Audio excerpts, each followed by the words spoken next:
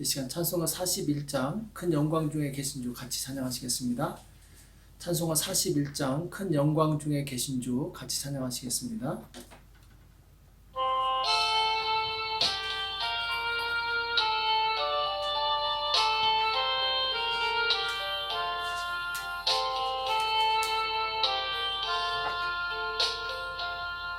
큰 영광 중에 계신 주 나 찬송합니다.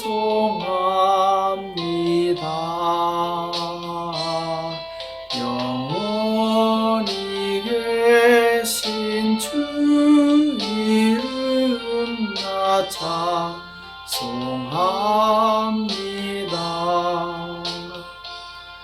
한없이 크신 능력을 나 찬송합니다.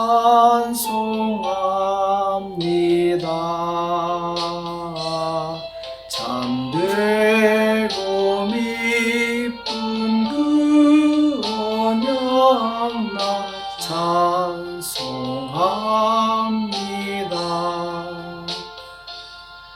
온 천지 창조하시던 그 말씀이 미서 영원히 변치 않는 줄 나 믿사옵니다.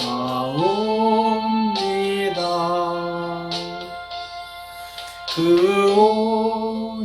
온유하신 주 음성 날 불러주시고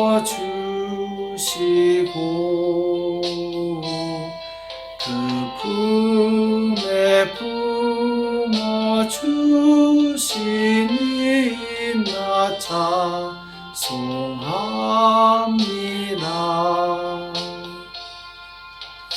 아멘. 시간 기도하겠습니다. 살아계신 하나님 아버지, 이 새벽에 제대로 불러주시고 하나님 앞에 나올 수 있도록 은혜 주심을 감사합니다. 주의 성령 우리 가운데 역사하사 우리 평생 하나님의 그 거룩하신 이름을 찬양하게 도와주시옵시고 그 영원하신 이름 앞에 경배와 찬양을 올릴 수 있도록 역사하시고 인도하여 주시옵소서. 마음을 다하여 주님을 사랑하게 도와주시옵시고 이 땅에 사는 동안 주님의 뜻을 이룰 수 있도록 우리를 붙들어 주시옵소서. 오늘 우리에게 주시는 말씀을 듣기 원합니다. 우리에게 말씀하여 주시옵시고 깨닫는 은혜가 있도록 도와주시옵소서. 감사하며 예수님의 이름으로 간절히 기도합나이다. 아멘. 우리 하나님의 말씀 열왕기하 3장 15절에서 16절까지 말씀 보겠습니다. 열왕기하 3장 15절 16절 우리 두 구절을 같이 한 목소리로 합독하도록 하겠습니다. 열왕기하 3장 15, 16입니다. 같이 읽겠습니다. 시작. 이제 내게로 검은 고 탈 자를 불러오소서 하니라. 검은 고 타는 자가 검은 고를 탈 때 여호와께서 엘리사를 감동하시니 저가 가로되 여호와의 말씀이 이 골짜기에 개천을 많이 파라 하셨나이다. 아멘. 찬양 중에 역사하시는 하나님, 찬양 중에 역사하시는 하나님이란 제목으로 같이 말씀을 나누겠습니다. 오늘 열왕기 하에서는 북이스라엘의 아합이 죽고 나서 모압이 이스라엘을 배반하게 되죠. 그래서 이제 그 손자 여호람이 모압을 치게 되는데 이때 이제 남유다의 여호사밧 왕에게 같이 이 전쟁에 동참할 것을 요구합니다. 여호사밧이 같이 동참하게 되고 그리고 이제 옆에 있던 에돔이랑 같이 세 나라가 연합해서 이 모압을 치러 가는 이제 내용이 나오죠. 자, 에돔 광야길로 해서 모압으로 가는데 6일쯤 돼서 문제가 생겼습니다. 무슨 문제가 생겼느냐? 자, 물이 없어요. 자, 전쟁에서 물이 없다는 게 굉장히 심각한 문제죠. 지금 군사들이 마실 물하고 또 이 생축들, 그 이제 말들이죠. 마실 물이 없는 거죠. 이 9절에 보면은 이스라엘 왕이 유다 왕과 에돔 왕으로 더불어 행하더니 길을 둘러 행하지 7일에 군사와 따라가는 생축을 먹을 물이 없는지라. 자, 7일째가 되어서는 이제 물이 더 이상 없게 되니까 10절에 가서는 이제 이스라엘 왕이 슬프다. 여호와께서 이 세 왕을 불러 모아 모압의 손에 붙이려 하시는도다. 자, 전쟁을 하기도 전에 물이 없어서 아주 어려움에 처한 그런 이제 상황이 되죠. 정말 이 위기의 상황에서 믿음의 사람은 하나님을 찾게 됩니다. 세 왕 중에 여호사밧은 하나님을 경외하는 믿음의 사람이었죠. 11절에 보면은 여호사밧이 가로되 우리가 여호와께 물을 만한 여호와의 선지자가 여기 없느냐. 이스라엘 왕의 신복 중에 한 사람이 대답하여 가로되 전에 엘리야의 손에 물을 붓던 사밧의 아들 엘리사가 여기 있나이다. 자, 여호사밧은 위기의 순간에 하나님을 찾습니다. 그래서 여기 선지자가 없냐고 물어봤을 때 어떤 사람이 엘리사가 이 근처에 있습니다. 이렇게 대답을 해주죠. 자, 그러니까 12절에 가서 여호와의 말씀이 저에게 있도다. 이에 이스라엘 왕이 여호사밧과 에돔 왕으로 더불어 그에게로 내려가니라. 자, 세 왕이 지금 누구한테 내려가냐면은 엘리사에게 내려가게 되죠. 하나님과 교통하는 한 사람, 영감 있는 한 사람이 세 왕보다 낫습니다. 그만큼 우리가 하나님과 연결되어 있다는 것, 이것은 정말 중요한 일이죠. 13절에 엘리사가 새 왕이 오는 것을 보고 굉장히 기분 나빠합니다. 왜냐하면 여호람은 바로 우상 숭배가 극심했던 북이스라엘의 그 가문에서 살았던 사람이기 때문에. 그래서 13절에 보면은 이스라엘 왕에게 이르되 내가 당신과 무슨 상관이 있나이까? 당신의 부친의 선자들과 당신의 모친의 선자들에게로 가소서. 아니, 당신의 부모들이 그렇게 섬겼던 우상들에게 가서 물어보지 왜 나한테 오냐고 지금 비꼬는 것이죠. 그러니까 이스라엘 왕이 지금 자신이 죽게 되었으니까 급하게 되니까 그렇지 않다고 이 선지자에게 하소연을 합니다. 그래서 14절에 보니까 이 만군의 여호와의 사심을 가리켜 맹세하노니 내가 만일 유다 왕 여호사밧의 낯을 봄이 아니면 당신을 향하지도 아니하고 보지도 아니하였으리다. 그러니까 하나님의 사람, 믿음의 사람, 이 남유다의 여호사밧이 오니까 그 사람 때문에 지금 만나주는 거죠. 여기서 또한 우리는 이 믿음의 사람이 얼마나 중요한가. 하나님께서는 그 사람의 신실한 믿음을 기억하시고 바로 그런 사람을 통해서 일하시게 되죠. 그래서 이 엘리사는 여호사밧의 낯을 보고 하나님께 물어보게 되는데, 자, 하나님께 응답받는 방법도 여러 가지 방법이 있습니다. 우리가 기도로 응답받을 수 있고 또 여러 가지 방법이 있는데, 오늘 엘리사는 이 찬양을 통해서 하나님의 감동하심을 받습니다. 응답을 받게 돼요. 15절에 보면은 이제 내게로 검은 고 탈 자를 불러오소서 하니라. 검은 고 타는 자가 검은 고를 탈 때에 여호와께서 엘리사를 감동하시니. 자, 검은 고를 탈 때 하나님께서 엘리사를 감동하십니다. 그리고 16절에 보면 이 골짜기에 개천을 많이 파라고 하나님께서 말씀하신 것을 이제 듣게 되죠. 자, 여기서 이 검은 고를 탔다라는 것, 이것은 분명히 이 하나님을 찬양하는 노래였을 것입니다. 하나님의 선지자였기 때문에 하나님을 찬양하는 그런 이제 곡을 불렀겠죠. 그랬을 때 하나님께서 엘리사를 감동합니다. 하나님의 임재하심이 있게 돼요. 하나님을 찬양하는 음악과 하나님의 임재 사이에는 분명한 연관성이 있다는 것을 우리가 보게 됩니다. 하나님께서는 찬양 중에 거하신다고 시편에서 말씀하고 있어요. 이스라엘의 하나님은 찬양 중에 거하신다. 하나님께서는 찬양을 굉장히 기뻐하십니다. 우리가 하나님을 찬양할 때 하나님께서는 그분의 능력의 오른손으로 우리를 도와주시게 돼요. 성경에 보면은 이 찬양을 통해서 하나님께서 어둠을 이기시고 또 이스라엘 구원하신 내용들이 많이 나오게 됩니다. 그 중에 이제 대표적인 것이 사무엘상 16장에 보면은 14절이죠. 여호와의 신이 사울에게서 떠나고 여호와의 부리시는 악신이 그를 번뇌케 한지라. 사울이 하나님 앞에 범죄했을 때 하나님의 신이 떠나고 악신이 그를 괴롭히는 내용이 나옵니다. 신하들이 자기 왕이 악신 때문에 괴로워하는 것을 보고 고민합니다. 그러다가 어떤 생각을 하냐면은 수금을 잘 탈 줄 아는 사람을 구해서 그가 수금을 타게 되면은 악신이 나갈 것이다. 그래서 이제 수소문에서 수금을 잘 타는 사람을 찾게 되는데 그때 이제 찾은 사람이 우리가 잘 아는 다윗이죠. 그래서 23절에 보면은 하나님의 부르신 악신이 사울에게 이를 때에 다윗이 수금을 취하여 손으로 탄즉 사울이 상쾌하여 낫고 악신은 그에게서 떠나가더라. 이렇게 말씀하고 있습니다. 악신이 사울을 괴롭힐 때 다윗이 수금을 타니까 상쾌해지고 그리고 악신이 떠나갔다고 말씀하고 있죠. 곧 하나님을 찬양할 때 하나님의 영광이 임하게 되고 어둠의 세력은 물러난다는 것이죠. 또 역대하 20장에 보면은 우리가 잘 아는 여호사밧 왕이 전쟁터에서 오직 찬양으로 적을 이기는 내용이 나옵니다.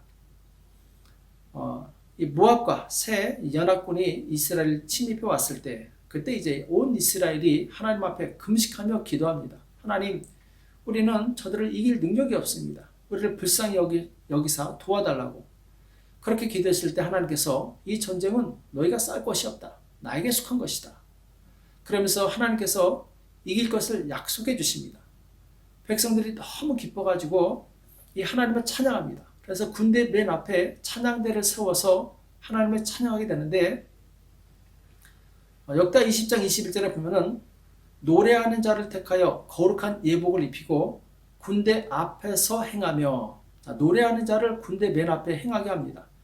여호와를 찬송하여 이르기를 여호와께 감사하세 그 자비하심이 영원하도다 하게 하였더니 찬양의 내용이 무엇이냐? 감사와 찬송, 여호와께 감사하세 그 자비하심이 영원하도다.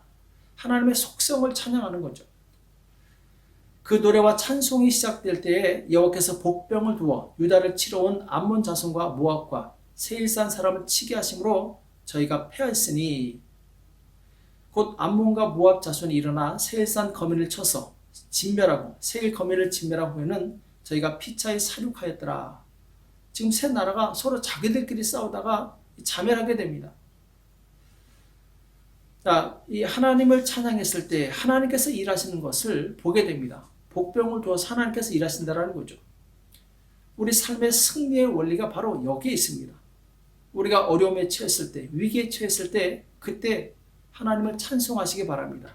하나님의 선하심과 그 자비하심을 기뻐하며 찬양하시기 바랍니다. 세상 사람들이 볼 때는 어이가 없고 이해가 되지 않겠죠. 그러나 하나님의 사람, 믿음의 사람들은 바로 위기가 왔을 때 하나님의 그 선하심을 찬양하게 되면 하나님께서 기뻐하시고 그 사람을 위해서 일하신다는 거죠. 찬양이 그 삶의 일부가 되어야 됩니다. 신약에서도 예수님께서 이 제자들과 더불어서 찬양하는 내용이 나오죠. 마태복음 26장 30절에 보면은 저희가 찬미하고 감람산으로 나아가니라. 찬미하고 감람산으로 나아가니라. 그러니까 분명히 예수님께서 이제 곧 십자가에서 못 박혀 죽으실 것을 알고 계셨습니다. 아주 근심되는 순간, 위기의 시간이죠. 그런데 예수님께서는 제자들과 더불어 찬미하고 하나님을 찬미하고 감람산에 가서 거기서 이제 기도하시게 되죠. 또 사도행전 16장에 보면은 바울과 실라가 복음을 전하다가 옥에 갇혔을 때 그들이 찬양하자 이 옥터가 흔들리고 그리고 모든 죄수들에게 있던 그 착고가 풀어지는 기적이 나타나게 되죠. 사도행전 16장 24절 이하에 보면은 그가 이러한 영을 받아 저희를 깊은 옥에 가두고 그 발을 착고에 든든히 채웠더니 밤중쯤 되어 바울과 실라가 기도하고 하나님을 찬미하며 죄수들이 됐더라. 이에 호련히 큰 지진이 나서 옥터가 움직이고 문이 곧 다 열리며 모든 사람의 매인 것이 다 벗어진지라. 이렇게 말씀하고 있어요. 감옥에 갇힌다라는 거 정말 마음이 힘든 일이죠. 고통스러운 일이죠. 더군다나 옛날의 감옥은 아주 차갑고 춥고 습하고 정말 있을 곳이 못 되는 곳이었어요.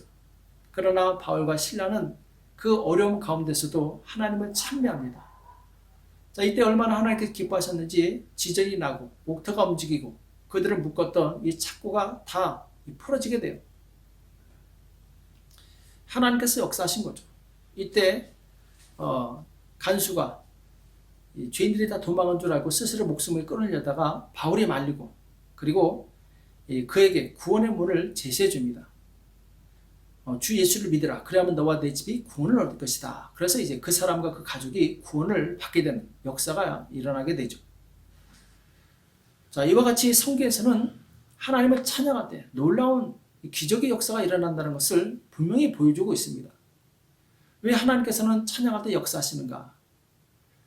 자, 그것은 이사야서 43장 21절에 답이 나오죠. 이 백성은 내가 나를 위하여 지었나니 나의 찬송을 부르게 하려 함이니라. 이렇게 말씀하고 있어요. 이 백성은 내가 나를 위하여 지었나니. 자, 우리가 창조된 창조의 목적이 있다는 거죠. 무엇을 위해서 우리가 창조되었는가?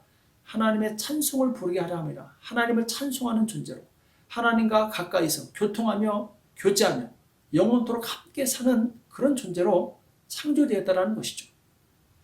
이 세상 모든 만물이 있지만 유일하게 우리 사람만이 영혼을 가지고 있고 그리고 영혼을 가진 우리만이 바로 하나님을 찬양하며 하나님과 교통할 수 있는 특권을 가지고 창조되었다는 것이죠. 그래서 하나님께서는 우리가 창조의 목적을 따라서 살 때 굉장히 기뻐하십니다. 왜냐하면 찬양을 위해서 지음 받았기 때문에 찬양하는 것은 당연한 것이죠. 오늘 세 나라 연합군이 이 전쟁을 일으켰지만 그들이 싸워보지도 못하고 죽을 뻔했습니다. 자, 그런데 마침내 이 엘리사가 찬양할 때 하나님께서 그를 감동시키시고 그리고 그에게 역사하셔서 말씀하시니까 이 하나님께서 뭐라고 말씀하시냐면은 이 주변에 땅을 팔아. 이 주변에 땅을 팔아. 거기서 물이 나올 것이다. 이렇게 말씀해서 실제로 땅을 팠더니 거기서 물이 나와서 이 군사들의 목을 축이고 그리고 생축들의 목을 축이게 됩니다. 그 힘을 힘입어서 이제 모압과 전쟁에서 승리하게 되죠. 엘리사가 찬양할 때 대충 하지 않았을 것입니다. 마음을 다해서 집중해서 정말 하나님의 깊이 묵상하면서 찬양했을 것입니다. 여기에 찬양의 능력이 있는 것이죠.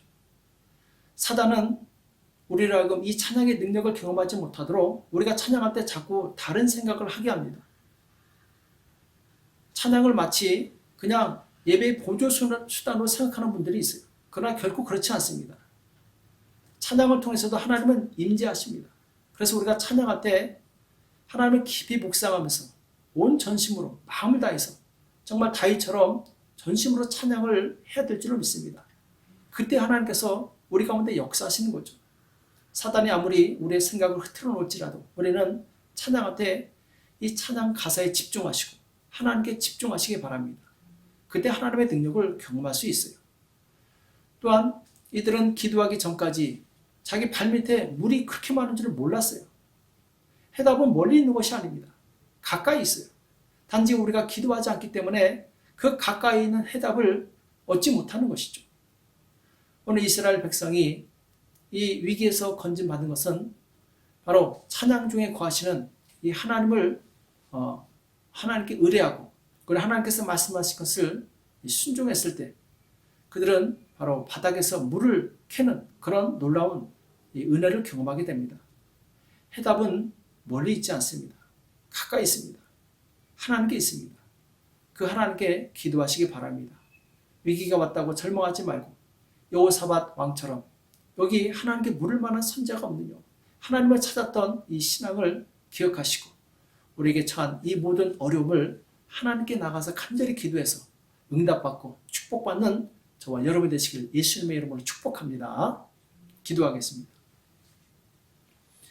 살아계신 하나님 아버지, 오늘 우리에게 말씀해 주심을 감사합니다. 우리가 찬양하는 존재로 지음받았음을 우리가 잊지 않게 도와주시옵시고 어떤 위기의 상황, 고난의 상황이 온다 할지라도 하나님을 찬양하는 복된 성도들 다 될 수 있도록 역사하여 주시옵소서. 하나님의 그 놀라운 은혜와 자비하심을 찬양하며 하나님 기뻐하는 복된 성도들 다 될 수 있도록 역사하여 주시옵소서. 또한 이 해답은 우리가 멀리 있지 않다는 것을 기억하게 도와주시옵시고 우리가 하나님께 나아가 기도할 때 하나님의 그 음성을 듣게 도와주시옵시고 하나님 주신 지혜로 어려움을 다 이겨나갈 수 있도록 축복하여 주시옵소서. 이 시간 기도할 때도 함께 해주실 것을 믿고 감사하며 예수님의 이름으로 간절히 기도합니다. 아멘. 오늘 말씀 기억하시면서 하나님께서 제 마음을 감동하여 주시고 하나님의 뜻을 알려달라고, 그래야 이 위기를 잘 극복할 수 있도록 도와달라고 자신을 위해서 또 가족을 위해서 교회와 나라와 민족을 위해서 같이 합심해서 간절히 기도하겠습니다. 기도하겠습니다.